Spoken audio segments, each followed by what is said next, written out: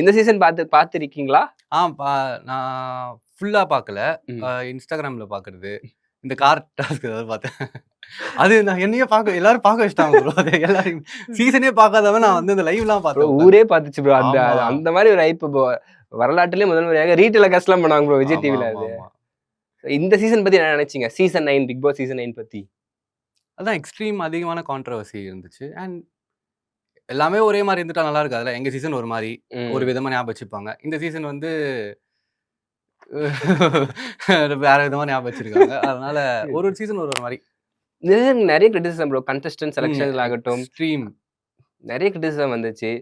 Contestant சில பேர்லாம் வந்து இவங்கெல்லாம் ஏன் உள்ள வச்சாங்க அப்படின்ற மாதிரிலாம் லைக் கேட்டிருந்தாங்க. அதெல்லாம் பார்த்துக்கிட்டு இருந்தீங்களா நீங்க? அவ்வளோ டீப்பா நான் பார்க்கல ப்ரோ. நான் உங்க ரிவ்யூலாம் பார்த்தேன். அப்புறம் இன்ஸ்டாகிராம்ல வரதை வச்சு நானா எபிசோடா பார்க்கல. கொஞ்சம் கொஞ்சம் அப்டேட்ஸ் ஏதாச்சும் ட்ரெண்டிங்கா இருந்துச்சுன்னா அது மட்டும் நான் பார்த்துட்டு இருந்தேன். பார்த்த வரைக்கும் உங்களுக்கு ஃபேவரட் கண்டஸ்டன்ட்டா யார் இருந்தா? பிடிச்ச கண்டஸ்டன்ட்டா? எனக்கு நிறைய பேர் இருந்தாங்க ப்ரோ.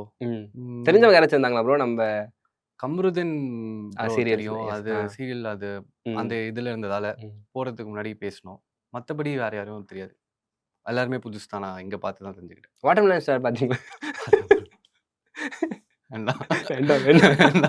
அந்த பக்கம் அவர் பாட்டு அவர் வேலையை பார்த்துட்டு போட்டோம். அவர் சந்தோஷமா இருக்கட்டும். அவர் ஒரு வாழ்க்கை வாழ்ந்து இருக்காரு.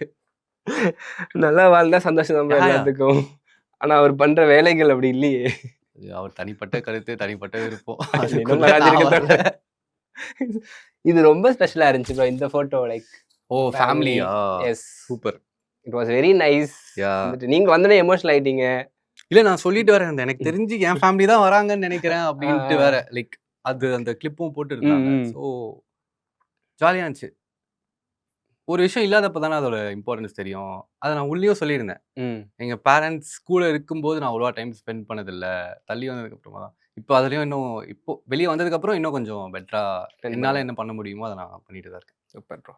60 வருட பாரம்பரியமிக்க டிஎன்சி சிட்ஸ். டிஎன்சி பணம் கிடைப்பது ஈஸி.